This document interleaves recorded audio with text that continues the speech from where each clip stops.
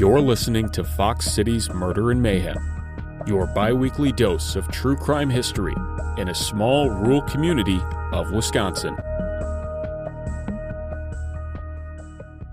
Hey everybody, welcome back to another episode of Fox City's Murder and Mayhem. I'm Eric. I'm Gavin.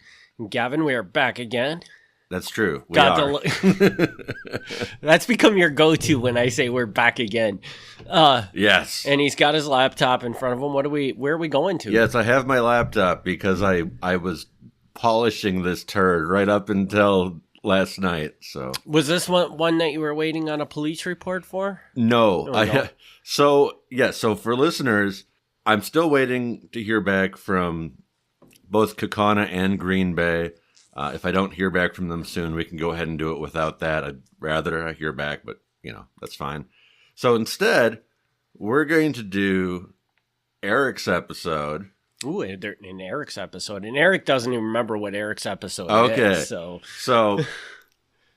this is how this podcast works. I am trying to document Northeast Wisconsin history, and Eric keeps trying to push us farther into Upper Michigan. Man, well, there's just so many good stories. I mean, what are you going to do about it? Yeah. So this is actually a two-parter. Oh, wow. And is this the Beaver Island? This is Beaver Island. And nice. A place that everybody should go. And which is, Gavin refuses to believe this, but is not really in the UP. Is actually, I would consider it part of Michigan. I would consider it part of Michigan. It's tough to say. I mean, it's in that same situation as like Mackinac Island. Like, is it lower or upper? I mean, who's to say? Well, that one you got a better argument though, because you can get to it from Upper Michigan. True, but you can't get to this place from Upper Michigan. Yeah. But for anybody who's never been, please go, because it's a beautiful place. Yeah, okay. So this is the story of James Strang, James Jesse Strang, who I often slip up and I call him Jesse Strang because I naturally want to say Jesse James instead of James Jesse. But when I talk about him, there are several books out there on him. Like, this is a very well-documented story. People who are interested can look a lot deeper than what we're going to do. But it's still, I wanted to do it in two parts just because there is so much. And the core of this, I just took from the Wikipedia. So I want to be very honest with the listeners. Like, I did not do deep dive research like I usually do because I didn't feel like it was worth the effort to like reinvent the wheel on this when there's already so much out there. Mm-hmm. But I did add some other stuff in, so I'm not just reading off the Wikipedia page here. But, okay. So James Strang is born in 1813 in New York. He is the second of three children. His parents had a good reputation. His mother treated him very nicely, very kindly, because he was a delicate child. But apparently either she didn't trust him or she was worried about him or something, but when she wasn't around to protect her delicate child, he was supposed to write down everything he did that day and all the interactions he had with people so she could make sure that he was okay even when she wasn't around. Wow. I don't know, that's borderline creepy, isn't it? Yeah, I don't know. He didn't have a lot of schooling as a child. He would later say that up until age 12, he kind of sporadically was at class. The teachers weren't really all that great. And this isn't necessarily unusual. Like, this is the early 1800s, so this isn't, like, not everybody goes to school. So this isn't really unusual. But yeah, he said, like, for the first 12 years of his life, he's like, if I added everything up, I was maybe in school 6 months. But he was pretty much self-taught.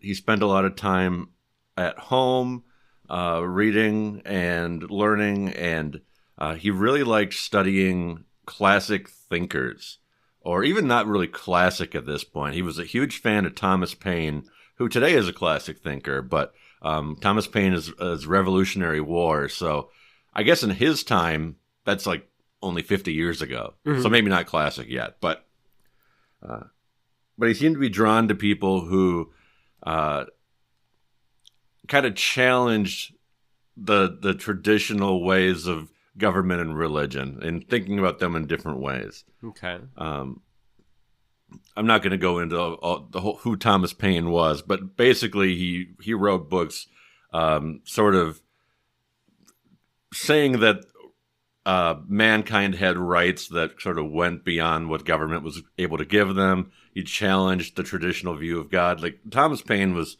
for his day, was kind of out there. Strang had this weird habit of writing a diary. He kept a diary for years, and that's not the weird part. The weird part is he wrote it all in a code. Oh, wow. And the code was apparently like pretty tricky because it took over 100 years until after his death until anybody actually figured out what he wrote. Wow. So he did that. When they did translate it, they found out that even as a child, he determined that he was going to be somebody important. He figured he was going to be the next Julius Caesar or Napoleon. He was going to be a big deal. He said that if by age 19 he's not a military general or a member of Congress, he's not doing things right. He's like, I got to be that. I'm going to guess he didn't make that goal? He didn't quite hit that goal. Okay. Yeah. That was maybe overshooting it a bit. His father was a farmer, and he did not want to be a farmer. So instead, he started studying the law, and he became a lawyer at age 23, which today would be a little young. At that time, that's probably about normal. He also was a local postmaster and edited a newspaper. So this guy was busy. Mm-hmm. He was getting things done. He briefly became a Baptist minister, but then he left that when he met a man named Joseph Smith. Joseph Smith, for people who do not know, was the founder of the Mormon Church, or the Church of Jesus Christ of Latter-day Saints. I'm just going to say Mormons, because I don't want to keep saying the Church of Jesus Christ of Latter-day Saints every time. So, apparently they hit it off really well. He met Joseph Smith. He was baptized a Mormon by Joseph Smith. And already within like a month of meeting him, he was ordained an elder in the church, which I don't exactly know what an elder is, but, you know, he's somebody who's not just a member of the church. He's a higher up. Smith said, "You're great. I love you. I want you to start a new branch of this church in Wisconsin." So he sends him to Wisconsin. Okay.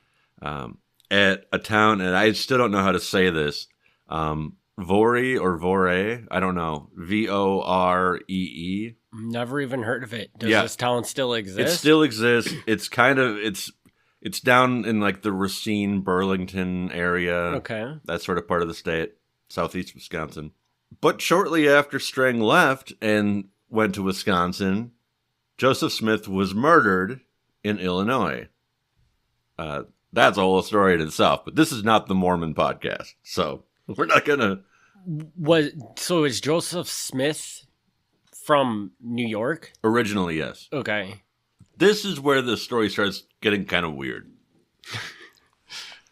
We like it when Gavin says that a story is about to get kind of weird. At least I do. This is where it gets a little odd. Okay.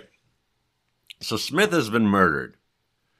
And Strang, who's only really been with the church for a few months now, claims that he is going to be the new leader of the Mormon Church. He wasn't the only one who claimed that. The other guy who was claiming this was a man named Brigham Young. If you know anything about the Mormons or Utah, you probably already know that Brigham Young wins this one.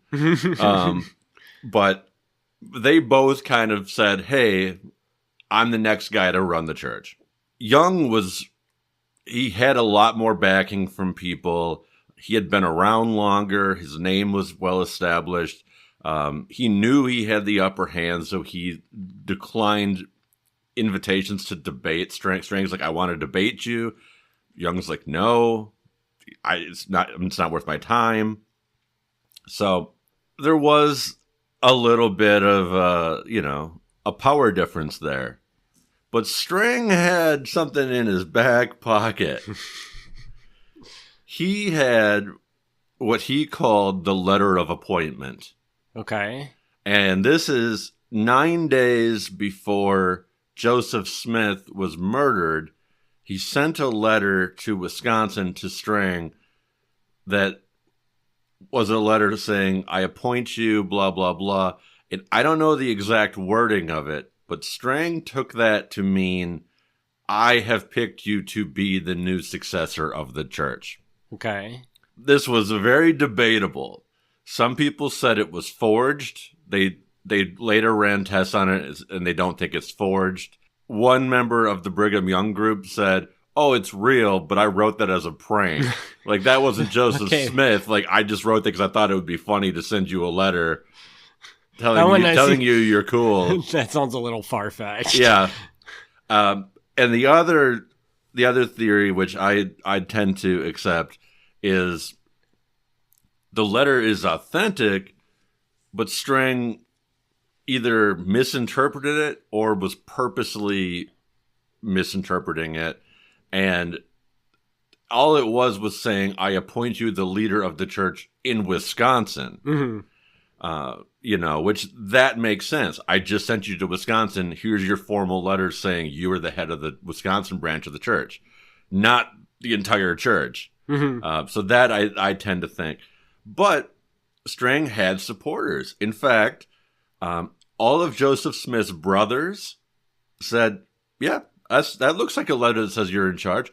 Joseph Smith's mother saw the letter and said, yeah, I think my son wanted you to be the guy. Were you able to see this letter, or does this letter just not exist? The letter, I believe this is the document that currently Yale University has.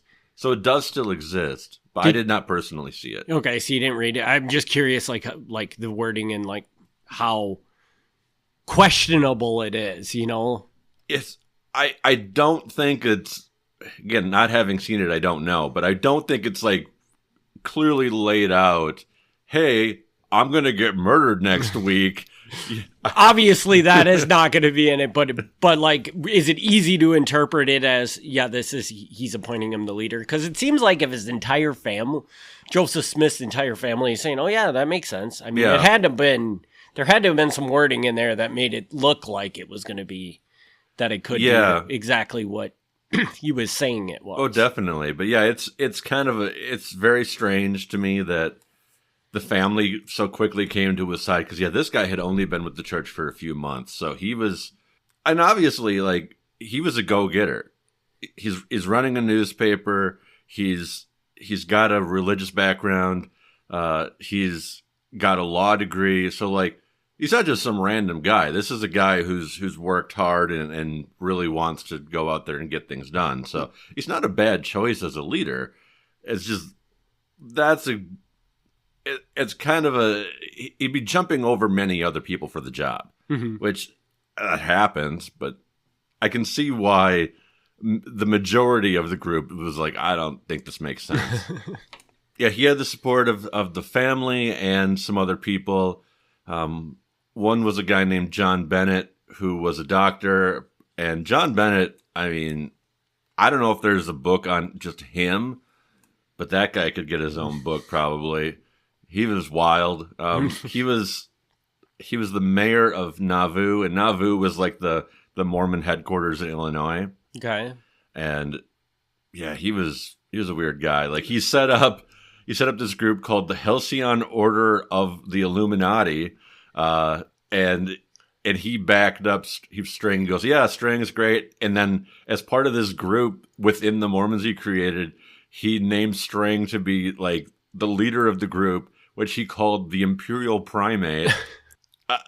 Eventually, Bennett had kind of fallen out with the old group of Mormons, the traditional group of Mormons, which is why he kind of fell in with Strang. Mm-hmm. Then later he fell out with Strang. And Strang like expelled him from his group. He's like, I don't want you. Like, you're just too weird. So yeah, like we're not going to get into any of that because that's a whole other thing. Like a lot of this, we're going to get into some Mormon beliefs in this. We're not going to avoid it, but a lot of this early Mormon history are many different people with very different beliefs, and they're different levels of weird. Okay. And I don't want to offend anybody. Like, I don't want to say Mormon beliefs are weird, because we might have Mormon listeners, and I don't want to say that their beliefs are weird. But if you're not Mormon and you hear what they believe, it's very different from what the rest of the what most Christian religions believe. Right. So there's different levels of how different they go. So of course Brigham Young wins, gets the main group, and they move off to Utah from Illinois. They're not really welcome in Illinois anymore because, clearly if the leader of your church is getting murdered, they don't want you there. Yeah. So they move off to Utah. Strang stays in Wisconsin, and he actually does a pretty good job of recruiting people to his side. He gets 12,000 people to sign up. Okay. So, sizable number. Mm-hmm. This is very early. This is 1840s. So keep in mind, in 1840s Wisconsin, like 12,000 people is a lot of people. Yeah, because there's not nearly the population there that there is today. No, there aren't many cities that had 12,000 people at this point. So he's doing really well. He's doing well enough that he has to establish a second church. And the second church, can you guess where he puts it? Beaver Island? He puts it in Beaver Island. That seems like a weird place to choose to put it, but I mean, I guess if he's paranoid or something, just to kind of, isolate them from everybody else. Yeah, so he's got one church in southeastern Wisconsin, the second church he's got in Beaver Island, which I guess we didn't really come out and say it. So Beaver Island is in Lake Michigan. It's like the very northern end of Lake Michigan. And as Eric said, you can, unless you have a private boat, you can only get there from lower Michigan. Mm-hmm. And as I said, I think it's debatable, because it's equally between, if you're coming down from the Garden Peninsula and the UP, it's no farther away than it is going from below. That's just not where the ferry is. Yeah. So, and there's just probably not enough people that want to go to Beaver Island there for them to put a ferry there. So whether an island in Lake Michigan is upper or lower, I mean, I'm not going to fight on that. The listeners can take whatever they want on that. And I think it's also important to point out that I believe Beaver Island is about 32 miles off the mainland. It's fairly remote, yeah. So just to give everybody an idea, we're not talking about an island that people can wave back and forth from the mainland to each other. This is way out there. Yeah, this is. I'm guessing that is definitely a motivation here. It's an island. There's not a lot of people that live on the island, and it's remote enough that they're not going to have to deal with the locals. I'm thinking that's a big part of this. So he gets it up to 12,000 members. Then he starts kind of losing some members. He'll get new members. He'll lose members. So he's not just everybody is leaving. He's still gaining new people too, but he's running into some problems. Some people leave and say that he's too much of a dictator. They accept that he's the leader of the church, but he's telling them a little bit too much what it is that he wants them to do. Out of curiosity, at this point in time, is the Brigham Young Mormon, I don't know, group? Yeah. Do they recognize this group as part of them, or did they somehow separate when this all happened? That is a good question. They ultimately do separate. At this point, I don't know exactly what the position is. I would guess that they don't typically accept them, but if somebody were to leave Strang and go off to Utah and join the group, I can't see them turning them away. Yeah, I can't see them saying no. Okay. So they don't agree with what Strang is teaching, but I don't think the followers are being punished for that. And it's not like they're collaborating in any way or something like that, or have any sort of relationship. These are pretty much two separate groups that just happen to carry the same name. Yeah. So today, it still exists. So today, the primary Mormon church is the Church of Jesus Christ of Latter-day Saints. The Strang group is called the Church of Jesus Christ of Latter-day Saints comma, Strangite.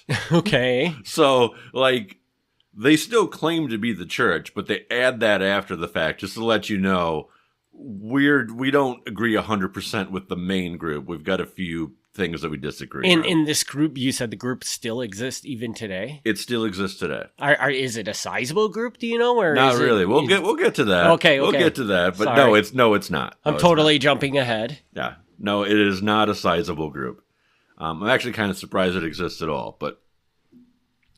And then we're going to have some listener who's a member and they're going to be pissed. But no, there's very few left. The big thing that seemed to push people away is that Strang suddenly took one of the core beliefs that he was teaching and went the opposite way on it. And that was the polygamy thing. Okay. So Brigham Young, just like Joseph Smith before him, said polygamy is great. And polygamy, I assume listeners know, but if you don't, polygamy is one guy can have a whole bunch of wives. Okay. And Strang, up to this point, had said, like, no, that's really bad. We can't do that. But for some reason, once he sets up Beaver Island, he decides, you know what? Those guys were right. I should have a ton of wives. Yeah, so he turns around on that, and he ends up having 5 wives. Okay. So not as many wives as some. I mean, Joseph Smith had a lot of wives. But still 5 is a pretty good amount of wives. More wives than people should probably have. Now, was he doing this, like, was it just him that had the wives, or did he just change the rules so everybody could have multiple? Everybody could. Okay. This wasn't just I'm the king, I can do it. Like, this was an acceptable practice. Okay. Yeah. But this, like, kind of annoyed people because I don't know exactly, how the average person felt, but apparently there were many who were upset with Brigham Young for promoting polygamy, and they thought, well, Strang's saying that's bad. I'll follow Strang because he's got the right idea. Mm-hmm. Marriage should be a core thing of the family. It should not be you have a bunch of wives. So that they like that, but then he went around and went the other way. Strang had an interesting defense of this, and I don't know if anyone's going to agree with this, but it's an interesting theory. He actually backs this up. He says that polygamy would be good for the women. It would liberate the women, and it would elevate the women. So typically when we think it's one guy who has a bunch of wives, that's degrading to the women. He says it is not. And this is his argument. He goes, let's say a woman enters a community and there's a certain number of guys in the community, but all the good guys are taken. Okay. So she ends up having to marry some guy who's, not very nice. He's poor. She's not going to get a great life out of that. This opens up her opportunities where if there's some guy who's like the most handsome guy in town and he's rich, but he's already married, she doesn't have to worry about that. She can still marry him. So I see the argument. Yeah. I see the argument. But I think this is a heavy one where you look at, like, some of their beliefs might just seem a little bizarre to us. This is one of them. Yeah.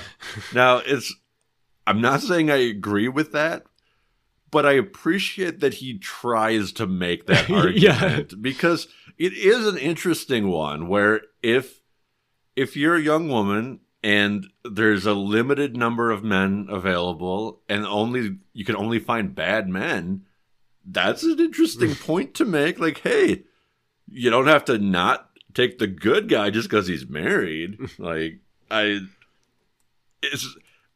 it's an interesting. I don't know if Joseph Smith ever tried to make that argument, so I appreciate that Strang tried to do that. But anyway, yeah, like I said, he followed that. He had 5 wives. Even at the time of his death, 4 of his wives were pregnant. Wow. So he had 4 children after he died. So yeah, he was busy. Yeah, his first wife remained legally married to him his entire life.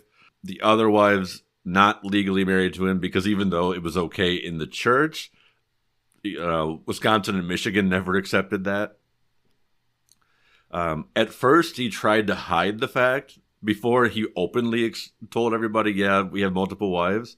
He tried to hide that because when he got his second wife, Elvira, for a while, this is true. And I actually read, this is the book that I read on this, really focused on his second wife.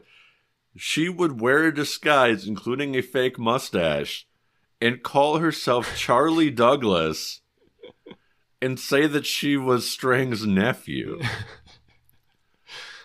So he would travel around with his first wife and his second wife, but his second wife would dress up like would dress up as his nephew. So people would say, "Oh, that he doesn't have 2 wives; it's his wife and his nephew." So now this really, really puts into question his theory of this is a good thing for the woman. Yeah, because I mean, you're making her dress up like a man. Yeah, I'm pretty sure she didn't want that. Yeah. I mean, she stops doing that after he finally comes out and he's like, yeah, polygamy is cool. But at first, before he publicly announces that they've changed gears on that, it's weird. It's a weird thing. So when you say he publicly announces that they've changed their view on that, is that to the group that he's hiding this fact, or was it just to like the outside world, outside the group? I think even to the group, he was trying to hide it. Yeah, I think even to the group he was. Yeah, first wife, second wife, third wife, fourth wife, and finally by his 5th wife, I don't know if he was running out of people to marry, but his 5th wife was the cousin of his 4th wife. So one of his wives said that he was very mild-spoken, he was a kind man to his family. What he said was, you know, if he told you to do something, you did it. He was the head of the family, but he was a kind man. He wasn't abusive. Mm-hmm. Each wife was given her own bedroom, so like they were treated nicely. They weren't like, this wasn't like a harem where they were all like in bed together.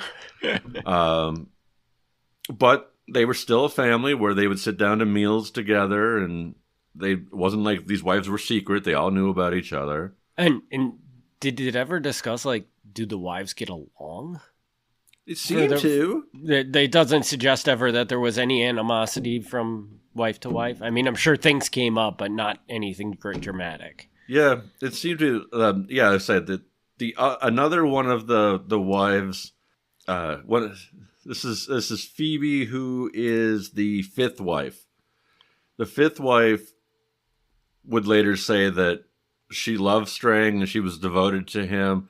But she was a little dissatisfied with the polygamy thing. She's like, at first it was fine, but after about a year, not so much.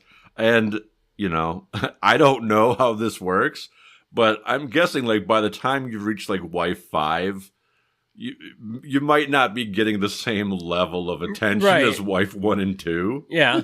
And you think about it too, like there's going to be favoritism and stuff like that throughout this. It just seems like it would be a really bad situation to be in. It's just going to cause a lot of problems. Yeah. So she would say even afterwards, she's like, I loved him and I was devoted to him. She didn't say anything bad, like she was forced into the marriage or anything. Mm-hmm. She just didn't necessarily like the idea of having to share him, which, you know. Completely understandable. Completely understand, which is why most of us don't do that. So like Joseph Smith, Strang said he had visions, and he also claimed that he could find, dig up, and translate ancient metal plates that were written in languages that no longer existed. Okay. By doing that, he could find lost spiritual knowledge. He was able to bring witnesses with him to authenticate that he found the things that he found. And he even went one step further than Joseph Smith. So Joseph Smith, for people who don't know the Mormons, Mormon is one of the things that I'm fascinated by. Joseph Smith translated the Book of Mormon, but he found what he said were golden plates written in an ancient language, and he translated them and wrote the Book of Mormon. The big problem with that is no one's ever seen these plates. Okay. So that's, if you're skeptical, you would say, well, where did all the stuff that you translated, where did it go? Strang didn't have that problem. He showed people the plates that he found. Really? And he's like, check this out.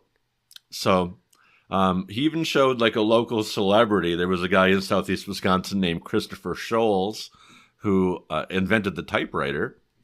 Okay. The typewriter invented in Wisconsin. Thanks, Wisconsin. And the typewriter guy's like, I myself am not a Mormon, so I'm not going to tell you what I think about that religiously. He goes, but I think that Strang's an honest guy. I think he's sincere in what he says, and if he says he did it, I mean, I don't have any reason to doubt that he did it. Mm-hmm. So he published the translation of the plates that he found in southeast Wisconsin, and he claimed that they were the last testament of a man named Raja Manchu of Verito, who had lived in the area centuries earlier and left a brief record for posterity.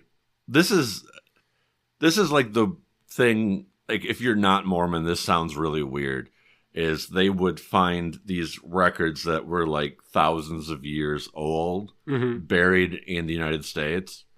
And these were like civilizations that predated the natives and stuff. To us that are not Mormons, this sounds really weird. If you're Mormon, you kind of have to believe this because that's like what the Book of Mormon is. Mm-hmm. But yeah, it's like, hey, go set up a church in southeast Wisconsin. Oh, weird coincidence. There's a bunch of plates here. There's a bunch of plates in this place that you decided to set up your church. But of course, if you're a believer, then you would say, well, that makes sense. He would have chosen to set up here because he would have a vision that this is where the settlement was. Mm-hmm. So depending on where you come down, it might actually make perfect sense. He also found that he claimed to have found a portion of what was called the plates of Laban or Laban, which are mentioned in the Book of Mormon. And in them, he found the original 10 Commandments. Not like the actual like stone tablets, the original 10 Commandments, but the original way they were written. Okay. And he claimed that the way they were written in the Bible was a bad translation, and his translation was better. And he found a commandment that wasn't in the Bible. So now he said, I will give you the true 10th commandment, which totally legit is you shall love your neighbor as yourself. It's not like if he's going to make something up, that's reasonable because it's the kind of thing that, Jesus would say and stuff like that. But he claims that was already in the 10 Commandments. It just somehow got eliminated from the printed Bible. So he's like, look at this. It's way back to Moses' time. And he also says that he found this in Wisconsin? Yeah. Okay. Yep. It just seems weird that the original 10 Commandments would be in Wisconsin. It is weird. He writes of various things, blasting Brigham Young. So he's like, not just, I have my own church, I want to blast Brigham Young. And this is where he kind of splits off, starts having different beliefs from both Joseph Smith and Brigham Young. He rejects the Trinity. So in mainstream Christianity, you've got Father, Son, Holy Spirit. He denies that. He says that's not a thing. There's just God. He denies the virgin birth of Jesus. He goes, no, Jesus was just a guy who was born of a man and a woman, and God really liked him, so God gave him his abilities. There was no God that came down and impregnated a woman. He goes, that's silly. So he does that. He disagreed with the idea of progression to godhood. And this is, if you're not Mormon, this is probably the strangest thing about Mormons, is the Mormon belief is, so this mainstream Christian belief is like, you die, you're a good person, you go to heaven. Mm-hmm. In the Mormon church, you die, you're a good person. What happens is you become your own God and you get to create your own new universe. Okay. And Strang's like, that's nonsense. He goes, that doesn't happen. And not only that, like, God is God. Mm-hmm. In the mainstream Mormon church, God is not God. I mean, he is to us, but God used to be a person on a planet, forever ago, but he was a good person, so he became God and we're his universe. Okay. So yeah, Strang's like, that's all nonsense. He goes, it's just this one God. You don't get to become God when you die. He does that. He goes, the only thing, he goes, God loved Jesus. Jesus lived a sinless life, and God was, supported him in that and was able to give him abilities and things like that. He goes, but the idea that Jesus is simultaneously God and Son of God, he goes, this doesn't make any sense. So in some ways, like, he's still like a religious leader, but he's kind of being more logical about it and Mm-hmm. removing some of the most fantastical things that the Mormons believe in. So I could see that being attractive to some people. But then he denied that God can do all things. Like, again, mainstream belief is God can do anything God wants because he's God. Mm-hmm. And Strang's like, nah, it doesn't make any sense. He goes, God has limitations just like anybody else. Like, he's still God, but he can only work with the materials that he has at hand to work with. So this actually put him like in line where he was a religious leader, but he also didn't have a problem with science. Like, anytime science discovered something, he didn't see it as a challenge to the church. He's like, well, yeah, that's just like God works within the world that is here. Mm-hmm. So if matter can only be formed so many different ways, God can only form it so many ways. No matter how he tries, he's not going to turn lead into gold. Mm-hmm. So, again, you're not supposed to say that. You're not supposed to say God can't do anything, but that's what he says. Which, I guess. And then the one last thing is he believed that the goal of mankind was to use their free will to discover that being good was the right thing to do just for the purpose of being good. Okay. And he says, if you're out there doing good deeds and helping your neighbor because you want to be rewarded with heaven or something like that, he goes, you're not doing it right. You have to live a life where you realize that doing good is good just because it's the right thing to do. Mm-hmm. So he goes, those are the people that are going to be rewarded, because you have to understand that we're not doing this for like praise or to get paid for it. Like, it's just do it because it's right. Mm-hmm. So I like that he's got that. Beyond that, yeah, he's follows a lot of the traditional stuff. Like, Mormons don't drink, smoke, have caffeine. He does that too. He gets rid of that stuff. He's kind of more ahead of his time in that he lets women hold certain roles in the church, and he even has, at least, there could be more, but two that we know of, 2 black members of the church that are elders in his church, which is way ahead of the mainstream Mormon church, because the mainstream Mormon church, it took them generations before they would even let black people in as members. Wow. And Strang's like, no, you're the same as the rest of us. You can be a priest in my church. So he sets that up.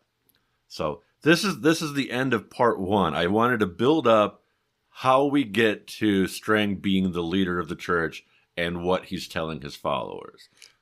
So now, okay, so a couple questions. Yes. At this state of the being, do we, because it was, I think if I understand, I don't know a lot about this story, but I thought everybody eventually ends up on Beaver Island. So right now, do we still have 2 churches? Do we always have 2 churches? Or do they eventually all move to the island? My understanding is there's always 2, although Beaver Island will become the primary one. Okay. Then second, it almost seems like he's taking the Mormon belief system and kind of modernizing it, maybe. In some respects, I think that's true. Yeah. So, but I also think that my understanding of this story, this was a very radical thing that was happening on Beaver Island at the time. So, is that to come, or how do you mean? Well, just like I believe that things started happening on Beaver Island that people would have a problem with. Yes, that's gonna be the second part. Okay, yep. Okay. So even though, because it doesn't seem like, I mean, other than the fact that, like you said, some of the Mormon beliefs to a person non-Mormon is weird or different, very not what we're used to hearing.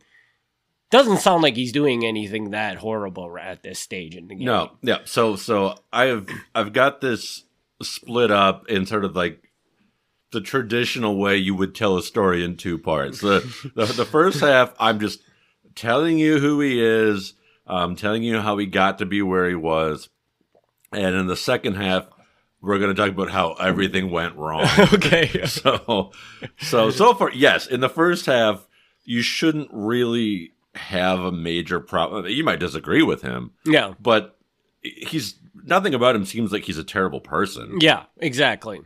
Okay. Yeah. So do you want to give a sneak peek of what's to come, or should we just leave that? In the very most basic terms, I will tell you that the people in Michigan who were not part of his church weren't very fond of him and his people. Okay. And we'll get into that about why, but they did not like him and his people being there. Okay. And now you said the group still exists. It does still exist. In a very small faction. Yeah. Is that still in Michigan? Are they still on Beaver Island? They're not on Beaver Island. I didn't think they would be on Beaver Island. They're not on Beaver Island. Like, again, we'll get to that. There are still some in southeast Wisconsin. Okay. The church that was set up there is still there. The original building, I don't believe, is there anymore, but the group is still there. Okay. So there, it's a fraction of what it was, but it's pretty much operating very similar to the way it was. If you go there right now, like, there is still a church building there. Okay. Interesting. So, all right. So I am really excited to hear how this all goes wrong. So, and that will come in our next episode? Yes. Do we got anything else for this one, Gavin? Or not really. There's just so much material here that I didn't want to shove it all into one episode. Okay. So, all right, we will be back in 2 weeks with the conclusion of the Beaver Island story. And we want to thank everybody for their continued support of this podcast, and we'll see y'all on the next one. Thank you so much. Thanks for tuning in to Fox City's Murder and Mayhem. Join us in 2 weeks for another exciting episode of Murder and Mayhem.